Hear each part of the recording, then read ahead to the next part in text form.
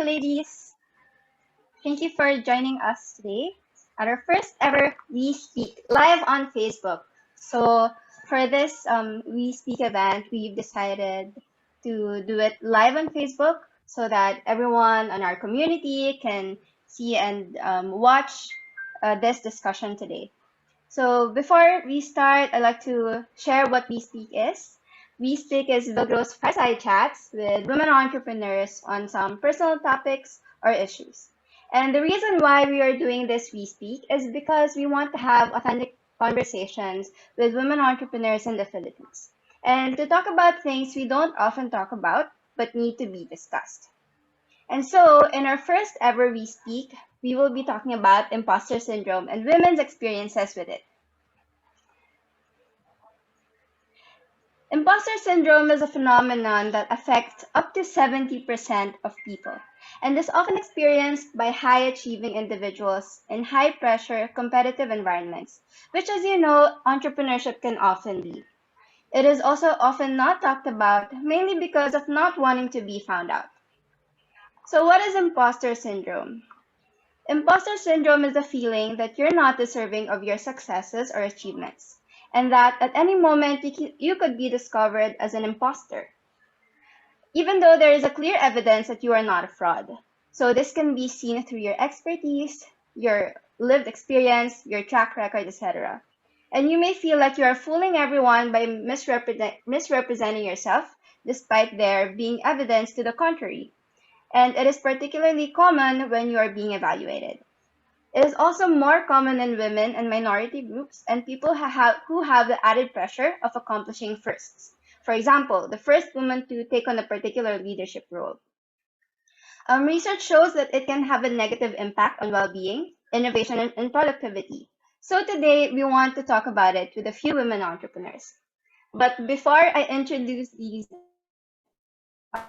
entrepreneurs, I'd like to introduce myself, which I forgot to do. So everyone, I'm Johanna. I am a program manager at Villgro Philippines, and I manage the We Rise Accelerator program. So, okay, with that, I'd like to introduce our amazing guests. So we have four women entrepreneurs in our fireside chat today. We have Priya Thachadi, CEO and co-founder of Villgro Philippines. We have Arlette Alvarado, the founder of Scarlet Enterprise, and we also have Kathleen, CEO and founder of Rumarocket. I think later on we will be joined by Zahra Zanjani of Cubo Modular, but she's I think on a business meeting right now. So later on, I'll think she'll be able to join, hopefully. All right. So without further ado, I'd like to give the floor to Priya Thachadi to. Oh, okay. So Zahra Zanjani has joined us. And Zahra is a co-founder of Cubo Modular. So again, without further ado, I'd like to give the floor to Priya Thachadi and start this conversation. Sure. Thank you so much. Thank you, Joanna. And very excited to kick off this brand new series from Villgro and the We Rise platform. And thank you to Kathleen, Arlette, and Zahra for joining me to talk about something we often don't have the time to discuss because we are so focused on growing the business, so focused on getting on with the tasks and moving forward. But I'm sure each of us have experienced this and continue to battle with imposter syndrome. So ladies, thank you so much for joining us for this chat, and welcome to We Speak. So let me jump in first. I'm just going to read out a couple of statements and let's take a quick check on how many of us have felt this way or we were able to identify with it, right? So the first statement and the first thought, what am I doing here? Right? Everyone in this room is so much more talented than I am and really deserves to be here more than me. I'm not meant to be here. I really don't belong in the same room as these people. People are going to discover that I don't know what I'm doing. Or if I can do it, surely everybody around me can as well. And if, this award has been given to my business, it's because, they think I'm more able than what I really am. And if I successfully raise investment, that's because I got lucky or because of the timing, or, I was really able to convince those investors to really think that, I'm way more competent than I actually am. So maybe first a quick show of hands. Do you identify with any of these things that are being said? Yeah, all of us, right? So if I were to just ask you, are any of these statements that has come to your head from time to time? Maybe Kathleen, I'll go to you first. I think I relate most to feeling like if I appear competent, it must be that everybody else is the same way. There's a sense of I have to work hard for where I am, but at the same time, I have the sense that I don't really deserve to be here in that way, because part of it I think is the struggle to look at myself in the mirror and really treat myself as somebody worthwhile, aside apart from my achievements, because it's easy to get defined by milestones and things that we need to reach, and that's something I've really struggled with. Sure. Yeah, I mean, totally resonate with you. How about you, Arlette? Any of these statements kind of struck? Yeah, I certainly resonated with a lot of the statements. Just being selected in the We Rise cohort program and seeing the list of women and their advocacies and their businesses, like Kathleen is making solutions for business people, and Zahra is creating homes, and I'm just helping women remove their unwanted hair. Like, comparing myself to them, like I don't know if I'm really giving like something big to the society compared to them. So, but yeah, most of the times at face value, that's what goes into my mind. But I try to set that aside, and it's a struggle really. But I have to think deep that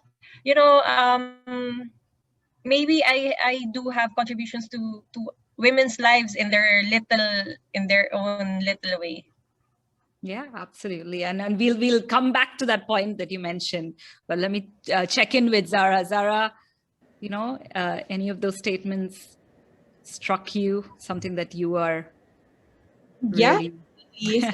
So, like every day. So even in the office, like I can see the whole office from where I'm sitting down.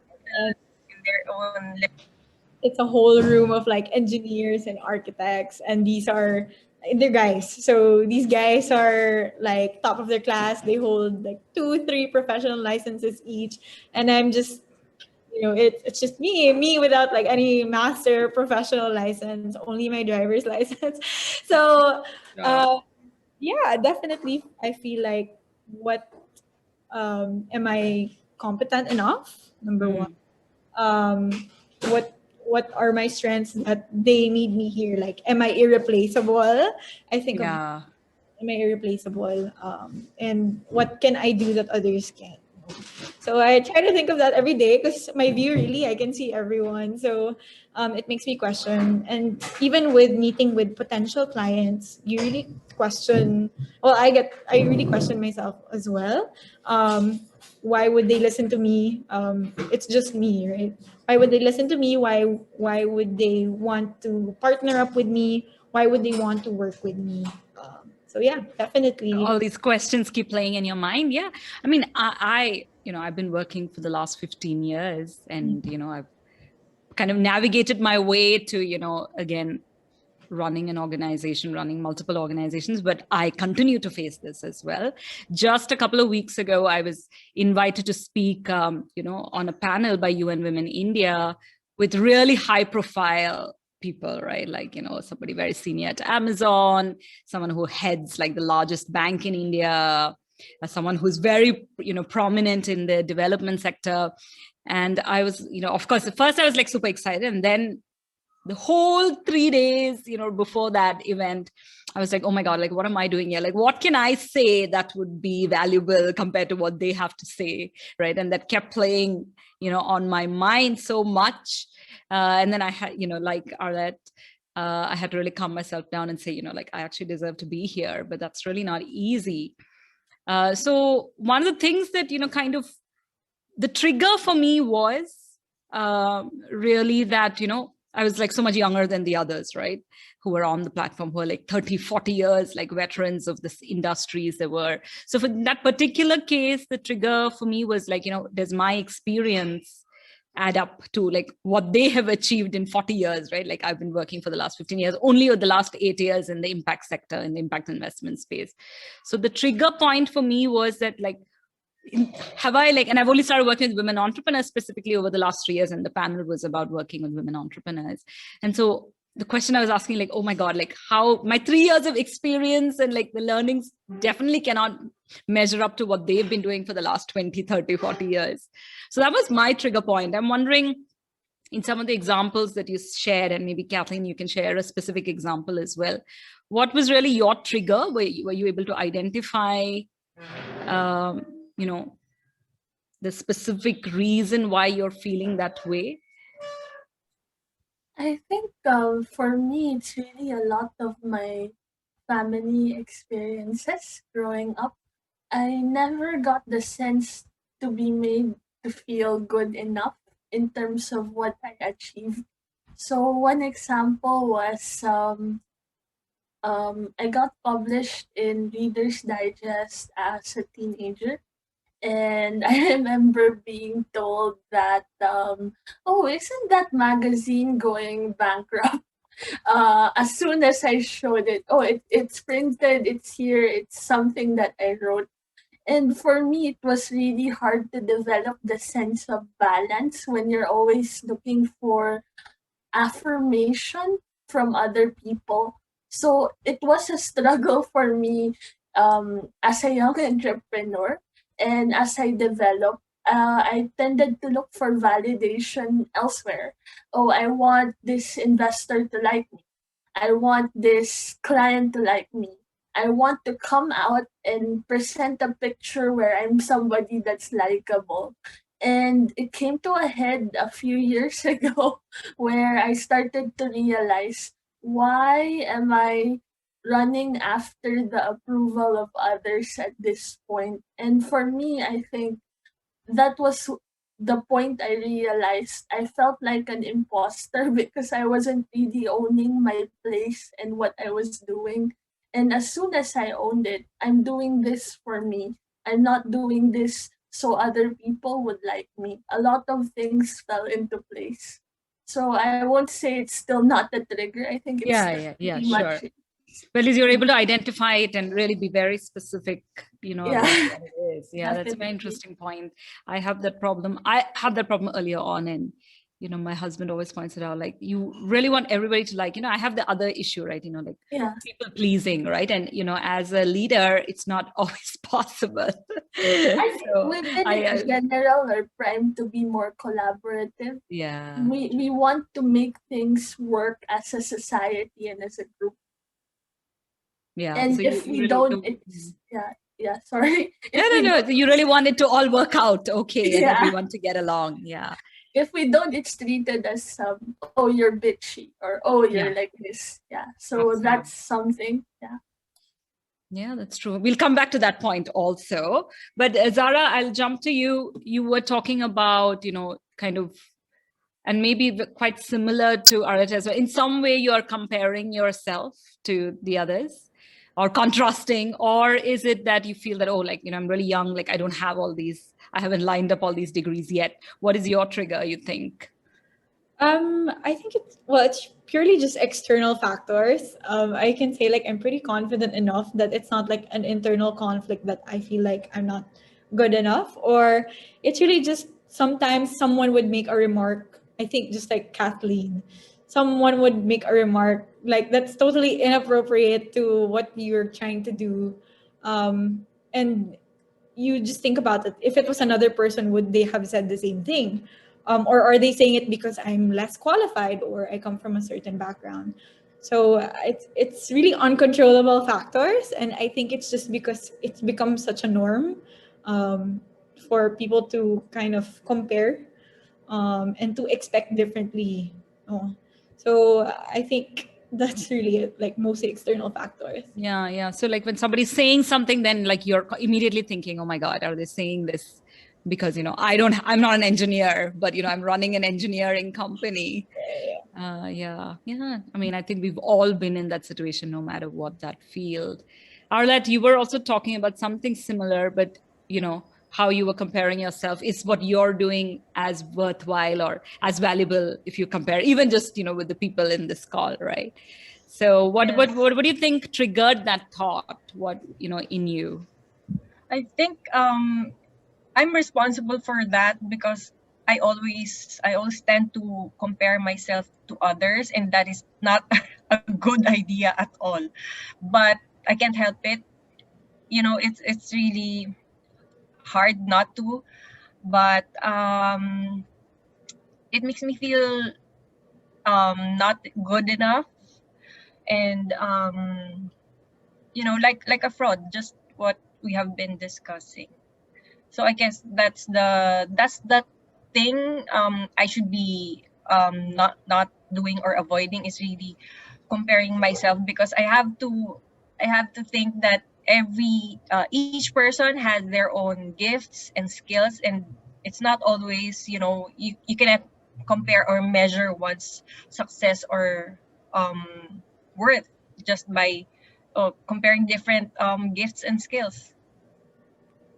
Yeah, I agree. I think, one of the things that I feel like we are also always kind of put in competition, right, with other women, and like see people, from or, peers, right? Like, oh, is that when we were still with the kids, it was like, oh, who's studying better, who's getting better grades. And then, then once you're like graduating from college, or who's, getting a better job, or now maybe we're running ventures. So I think that, especially for women, I think that comparison has always been there, even whether we realize it or not, right? Who has a boyfriend or who doesn't when you're growing up? That this, who looks better, who has the better dress? Kathleen, sorry, you were saying? It's a very good point you make, because I feel like in the societal standard, women need to be held up as perfect to be at minimum acceptable, and we all have to because I experienced that as well. Like, you're not girly enough. How come you don't dress the way other women should, and so on. And I feel like a lot of it is really the standard of women being held up to be perfect and needing to follow that image. Yeah, for sure. I think that's something that we've all learned to cope with, in our own ways growing up. For sure. So coming back to what all three of you were kind of talking about, I think one of the things to really recognize is that we all feel this way, right? This imposter syndrome kind of creeps up on you, no matter what stage of career we are in, what really our background is, how successful our companies are, it could even be like a, daily engagement, sitting like, as Zahra was saying, in her office and looking out into her team. These thoughts really come up. But despite that, all of you are, really being brave and bold and pursuing your dreams. So how do you manage it? Because, there are millions of women out there who are facing the same thing, millions of people of any gender, but especially for women, I think this is something that, we constantly feel like we have to prove ourselves, right? So what are you telling yourself, or do you have any tools that you use? Like, are you talking to a friend when you feel this way? Or is it that, you just calm down and take a lot of deep breaths? What helps you manage this? Maybe Arlette, I'll go to you first.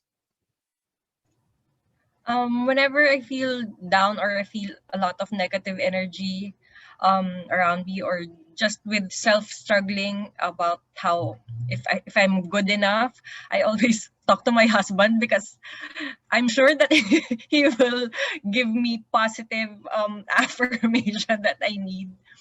because sometimes I'm the worst critic of myself. So I need someone else to tell me that, you know, you're a good mom, you're a good person, you're a hard worker. So I have to get it from outside or from another person, and that usually is my husband or my mom or sometimes my daughter even. I love that. Yeah, your support system, right? Who knows you well enough to say, okay, are you overthinking this? How about you, Kath? If I'm being honest, I'm not quite there yet in terms of managing imposter syndrome. Some days are better than others, but my philosophy is better imposter syndrome than Dunning-Kruger, right? So, I could probably not be 100% today, but as long as I stay on the path, I might be closer to that 100% tomorrow. I think it's more of I've accepted the fact that maybe I'm not going to be as perfect as expected, and that's perfectly fine. Yeah, absolutely. I think that's a good lesson for all of us. You know, I'm okay how I am, and I'll keep, of course, working on myself. How about you, Zara? How have you been dealing with it? So personally, I just shrug it off as much as I can. You know how people say like fake it till you make it. I really don't believe in that. I really don't believe it when people say that, because why would I force myself to try to be something I'm not? So when I feel like there's something I'm not capable of, or something, you know, I'm struggling with to deal with, or it's too big for me to deal with alone, I really sit back and assess the situation. So I try to check like what are my skill sets? Like what am I good at? Like what can I do that no one else can? And use that to my advantage. If there's something that I can't do, honestly, I will just ask for help, or I will just delegate, because why will I try to force myself, right, to do something that's uncomfortable or something that I'm not good at? So it's really just purely assessing like what I'm good at, and delegating. I think that's pretty much it. Yeah, I think that's a great point. I do think that, I think people also experience it in different ways, right? I think just, each of our examples are like, it's the same, but it's a little bit different. And I think it's shaped by a lot of, maybe what we grew up with, the people that we have. For me, similar to Arlette, it's been going to, I have like a very, very thick group of girlfriends. And like, and we chat every day on WhatsApp, and I have like 2 or 3 such groups, like from school, college, work. And, I always make sure that if I'm experiencing something like that, to message and just to reach out. And like instantly, the second that I put that message out there, like everybody's kind of, jumping on it to say, why do you think this way? You're awesome. And then like, you automatically kind of see it in a different perspective from their lens of view, which is obviously far more positive, because we're always tend to be kind of critical of ourselves. I think also there is, depending on your personality type, there's also different types of imposter syndrome. Then there's like, the perfectionist, or like, the superwoman, each of these, or, somebody who's like a naturally like a genius, a big leader, right? Like each type that you are, I think these are also formally there. Okay, I'm not making that up, but these personality types, then you kind of experience the imposter syndrome in a different way. And so I think what each of us mentioned, I think are different things that we all have to try. Anybody who's listening out there, if you're struggling, please speak up. Everybody is going through this same thing as you. We're all experiencing it. It might be at different magnitudes, different volumes, at different moments in life. So if I were to kind of ask you ladies, if there are women who are listening, what would your advice be? Because we can be quite sure they are experiencing this as well, right? No matter what age, what stage they're in. So maybe, should I go to you, Arlette, first? What would you, from our experience, what can we share? What can we say to others who are experiencing the same thing? I think that we have to learn to accept compliments better. and not focus on the criticism. Sometimes there are like nine things that people that are good that people say about you, and then one bad or negative comment, and all our focus will be on that one negative thing. So I think we have to channel that into like focus on the positive and the good instead of the negative. How about you, Kathleen? Well, what would your advice be? And we'll come back and talk a little bit more about how we are experiencing it as well. But I think fundamentally we all only get one life to live, and we don't live it for other people around us to be acceptable and to follow a certain set of rules just so we would be treated better and looked at as more than we are. At the end of the day, we live for the person we look at in the mirror every morning. And sometimes when you make those choices to put yourself first, you have to understand that you have value as a person independent of what others think. And even at your lowest, there's still somebody in there who's worth fighting for. So fight for yourself. Love that. Fight for yourself. How about you, Zahra?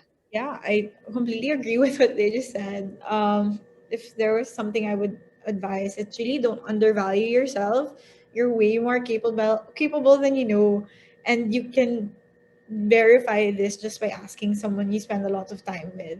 So if you're doubting yourself, people can see you in a way that you can't. So if you want that type of affirmation, feel free to ask, and you'll definitely realize that you're undervaluing yourself. Another thing is, if there's something you don't know, feel free to learn about it, explore. Like, don't be afraid. If you really want to try something out, but you think you're not qualified, then go for it. Like, learn about it, research, get a degree. I don't know, take an online course, watch some YouTube videos. And who knows, maybe you'll even be more qualified than the people you were afraid of or intimidated by, right? Yeah, that's so true. I experienced that a lot, right? I started out in the development sector. I started as a journalist, then I switched to public policy, and then I made my way to impact investing. And I didn't, of course, I'd studied finance and all that in college, but I didn't know much about investments until I got to Villgro, over the last 8 years. And I completely just educated myself. I listened for the first few years to my colleagues who were investment managers. And then just actively, inserted myself into some of those deals, and then really just learned about it from scratch. And so I really totally agree with that. You can teach yourself. You don't need to become the ultimate expert, but know enough to be able to do your job well and, speak confidently about it. So one of the other ways to address this, and I'm very curious to know if, the three of you, all four of us, whether we do this, but one way is to actually celebrate yourself. Really, acknowledge what you're doing well, what your accomplishments and successes are. And, really think of giving yourself some positive feedback, right? So that's a tool to actually manage with this. I'm very curious to know if any of you actually do this. Do you ever take a moment to acknowledge, how well you're doing and how successful and accomplished each of you is? No? No. Never. Okay. I also don't do this. So I think we have to start. So because that's one way, I think, and, just looking and, having worked with you over the last many months, I'm so amazed by each of you. So I think let's make a promise that we will take a moment to acknowledge our own successes, give ourselves some positive feedback and, pat on the back when we do it. See, this is one of those best tools, right? But none of us do it, and actually it might help us. So I'm going to check back with all three of you next month, and let's see if we've actually progressed on it. I'm also curious to know, as startup entrepreneurs, you are, super busy. You are so focused on running your businesses and jumping over all the hurdles that kind of come your way.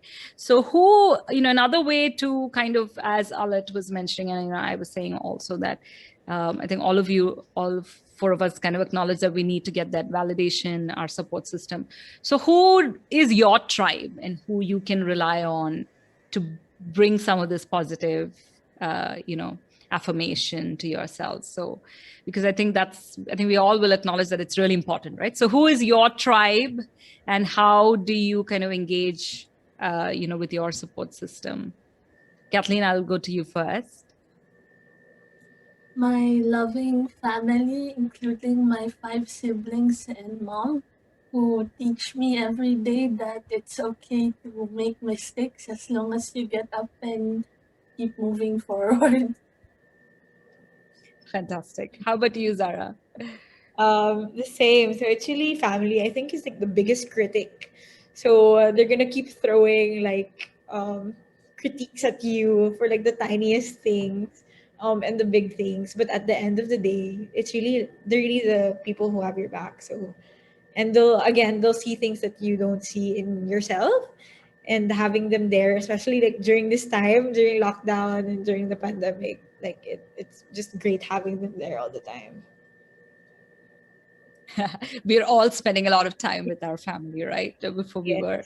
So that's really great if they can be your support system. Arlette, I think you did mention your husband and mom, but just want to check back in with you.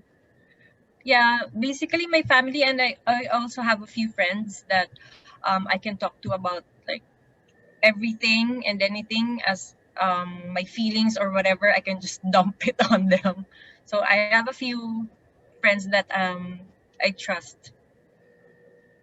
Fantastic. I think same with me. I think, I have a very supportive husband and I grew up in a family of girls, and hence like I mostly only have female friends. I should really be diversifying my group of friends, but they've really been my support system. And I was saying, right, like I can always kind of rely on them to keep me grounded, tell me the truth if I'm, being rubbish, but also just being there when all of these imposter thoughts come in, which comes up quite a lot, I think. And what I've learned from, my tribe of girlfriends is that everybody goes through this in different phases. So today might be me, but tomorrow it's somebody else. A lot of people may not be able to articulate it, right? Like we have the language to say it's imposter syndrome or to think about it. So if you do see this in your team members, or if as startup founders with growing teams, how do you look for this actively, or how do you encourage your team members? How do you kind of manage this? Are you able to identify when they are experiencing this imposter syndrome, and how do you kind of approach it as a founder, leader of your organizations? Maybe Zahra, I'll jump to you first. Yeah, I think one thing that's lacking in like the workplace is affirmations. Just the little things of saying, "Wow, like good job," like it's why we hired you. Like we make jokes like that a lot, every day almost. And when actually we were hiring like this past few weeks, and my co-founder pointed out like there's a question you ask that not a lot of interview or companies ask when they're interviewing. And he just pointed it out because he was listening to me, and it was, what are your like what are you good at, or like what is a specific skill that you enjoy the most, so that I know how to place you or where to put you. And I think that's very important, because as a leader you really have to know, maybe they also have their insecurities. For sure, they have their insecurities. So it would be good to know where they think they are strongest, and place them in a position where they won't feel insecure, or they won't have to go through like imposter syndrome and the like. Yeah, that's a great point. I love that question. I think that's a value that I place a lot of importance on as well, because people will be good at something. We might hire them for many other things, but naturally, or they have a very specific interest in how can we grow that. And that might also help them, validate themselves, right? Okay, they're really good at this, and like dealing with that imposter syndrome. That's a great tip. How about you, Kathleen? You're a close-knit team. I think it's more about using empathy as a skill. Most people don't recognize that empathy is a skill, and any skill needs practice. And part of really building trust for me is making vulnerability acceptable. giving people the space to make mistakes without judgment. I mean, for me, I'm young. I hope probably not for much longer, but I've already made a lot of mistakes to get to the point where I am now. But I remember the first time I made a mistake, how world ending it was for me, where I felt like everything was crashing around me. I would never be welcome to polite society again and all those things. And what I realized is when you think about mistakes and you change the perspective of it with a group, you have a small group of people who are willing to work together and grow together. So beyond imposter syndrome, I don't know if it's gonna disappear because all of us have insecurities, but it's really building a commitment to a process where everybody in some small way improves day by day. Arlette, how about you? Sorry, I was on mute. I'm not aware if they have these kinds of feelings, but I try to be very communicative with them and passionate. I have compassion with them. I usually have this one-on-one talks with them, ask about their family and personal stuff, just to know them better and have a relationship with them. But I'm not quite sure if I'm sure they have their own securities, but with regards to imposter syndrome, I haven't really given any attention to that yet. Yeah, I think so. It's a very, very interesting way to think about it, listening to all of you. I think it was a very interesting year for my team because most of them were, very new to the team, and they joined us at a very, very busy time, and they didn't necessarily come from, the social impact space or entrepreneurship space. So basically everybody was going through this, right? It was like mass imposter syndrome because they were just thrown into, the workspace where they had to kind of figure out what, and like, kind of just make it through it. So it's been quite an interesting journey to see, but, also give them the confidence that it's okay, you can make mistakes and, we'll deal with them, but, you're here because there's something great about you and you really want to contribute to this sector.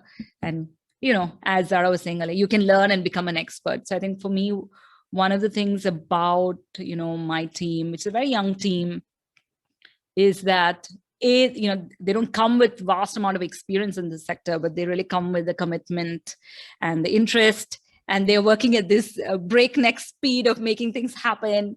And, and that's what, I really value, that, they are willing to jump in and dive in and learn along the way. And, and if they don't know something, it's really okay. I don't know everything either, right? We'll all learn together. And that's been a very interesting, like, intense few months together, which, hopefully they're all swimming out of well. But yeah, so I think that's really great to hear how each of you been dealing with this. So I just, I know that we're kind of running out of time, but I just wanted to kind of come back to this feeling that, we've all experienced in the last year. It was a tough year, which means that a lot of our plans didn't work out that way.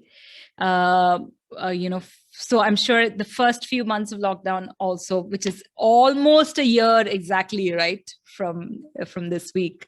So did you have moments where like you felt that, nothing is happening, nothing is going your way, all the work that you've put in, everything's come to, and then you're questioning yourself if you're the right person to do this job?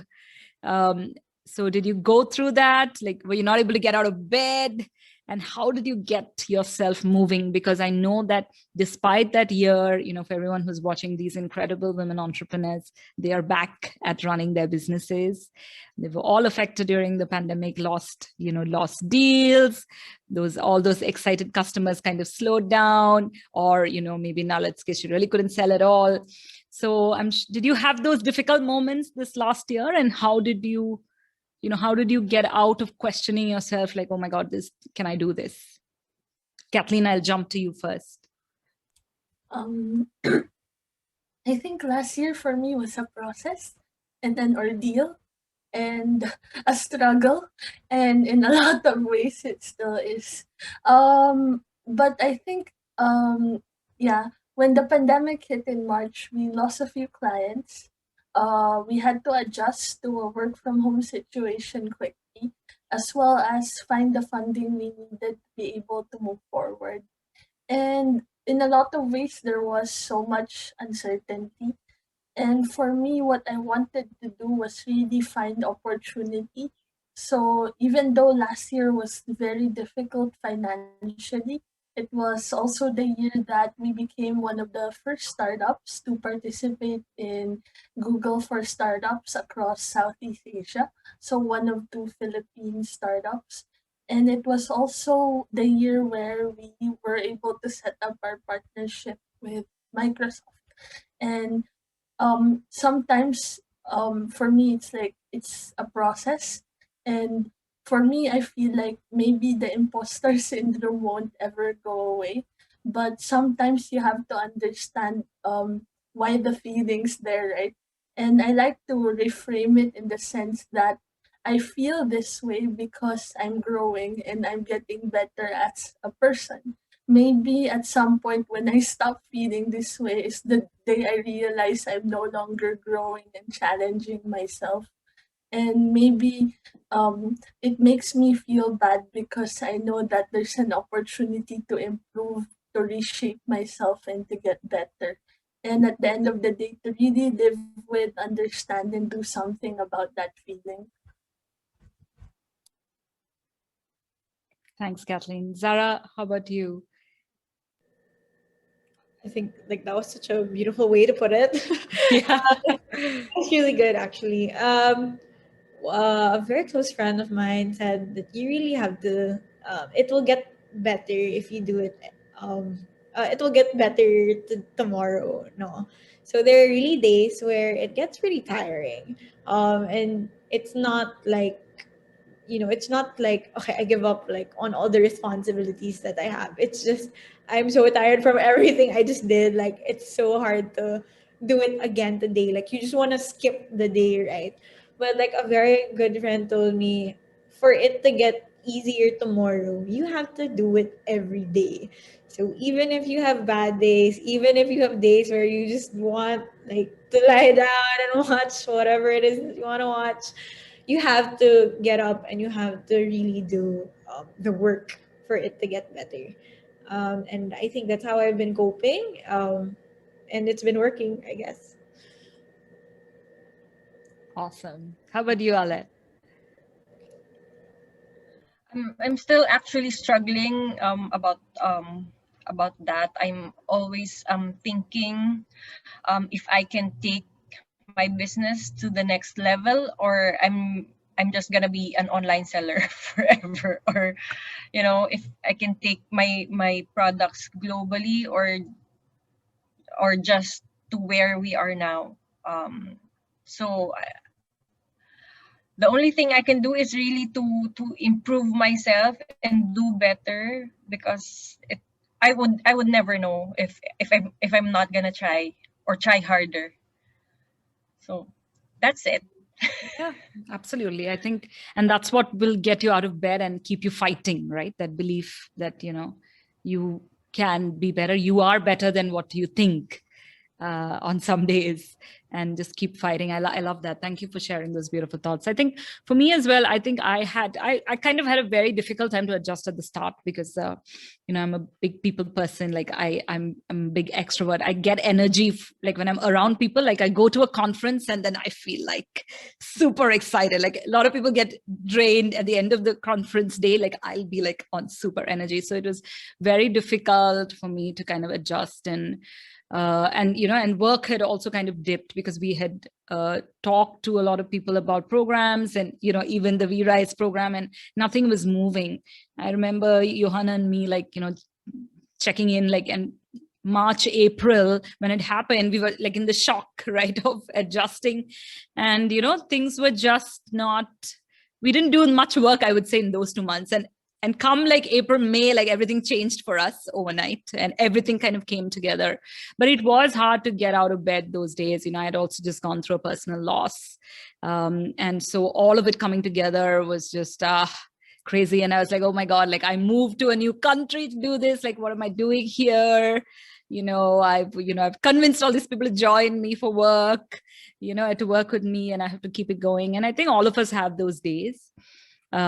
Feeling why, so I think I loved what each of you said. I think those affirmations to ourselves that, we are better, that we are competent to do this, no matter, all these doubts that come to us. So just kind of summarizing all of the tips that you gave. So to beat this syndrome, we got to say it out loud, acknowledge it. We have to find our tribe, our supporters, and talk to them. So then we'll see ourselves through their eyes. We have to celebrate ourselves, acknowledge that we are doing well. And a couple of other tools that, some fabulous coaches told me is also to really write down, the times that you've shown perseverance, right? Because in our entrepreneurial lives, we were knocked down many times, but actually journal the times that we did well, times that we persevered. And, right now through this month on our social media channels, we actually have videos of most of you with daily affirmations. So I think just saying it out loud that you are better, you are competent, that also helps, like in a lot of these Hollywood movies we see, right? Like women standing in front of the mirror and saying this. Maybe we got to try it as well, maybe at times. So as we close, I just want for us to start with the celebration today. So I want each of us, to think about one accomplishment, one thing that, you can celebrate about yourself. So I'll give you a second to think about it. I'll start.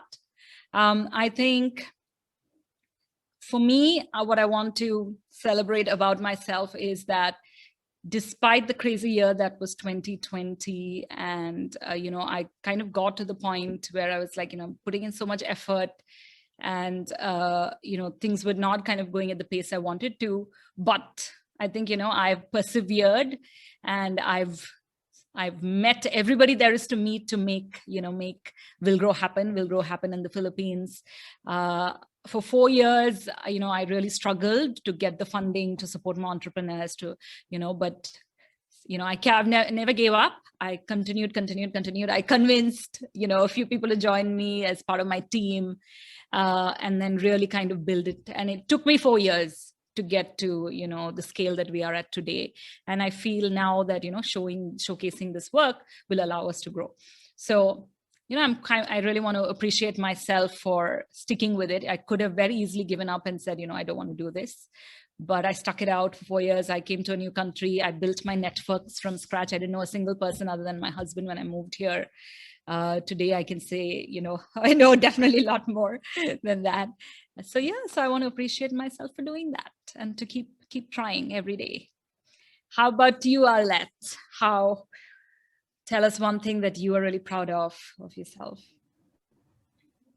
I'm actually proud of myself for putting myself out there, like joining, speaking for webinars and mentoring aspiring entrepreneurs. And I'm usually a shy person, and I can only do this because I'm in front of a laptop and not a crowd.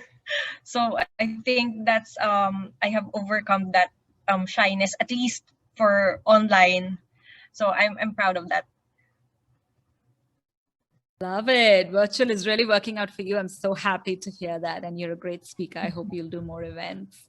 How about you, Kathleen? I learned how to pick locks yesterday.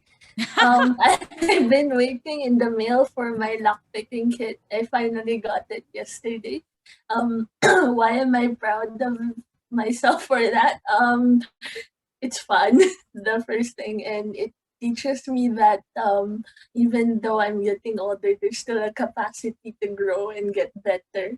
And for me, thinking about it, I used to want to be the most successful, the most perfect, the most awesome at what I did.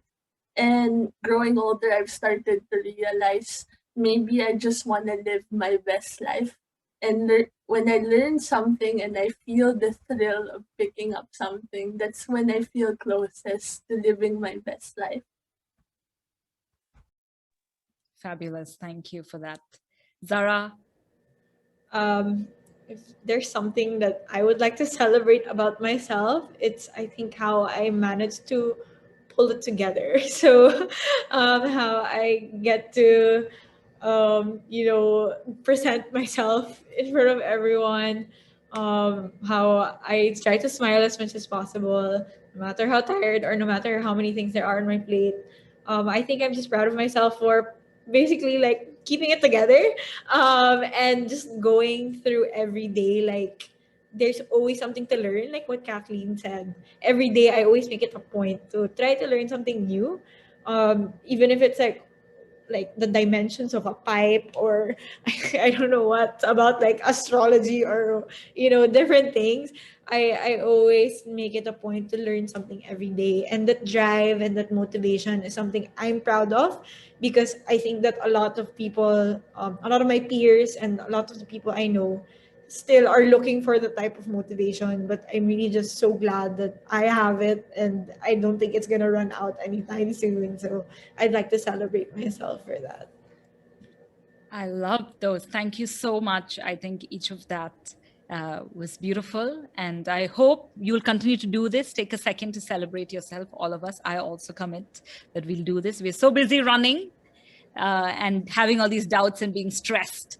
But please do appreciate and celebrate yourself. To everybody who's listening, imposter syndrome is real. All of us are experiencing it. If you're thinking, you felt all of these experiences, could be you. It's true, because we're all feeling this way, but we can manage it. I think all of the things that we shared are some of the things that we are trying. But as Kathleen was saying earlier, it's not going to vanish completely. There'll be doubters. Sometimes we'll doubt ourselves, but it's also a sign that we are progressing in our field and we are succeeding. And hence, we are feeling this way, right? We are questioning, oh my God, I'm progressing a lot, but can I do it? The answer is yes, you can. Yes, all of us can. So don't forget to celebrate yourselves. Don't forget to identify your imposter syndrome and try all of these ways to manage it. Thank you, Arlette. Thank you, Kathleen. Thank you, Zahra, for being here and having this candid conversation at We Speak. We are so inspired by you every day. We wake up every day to support you. So thank you for being here.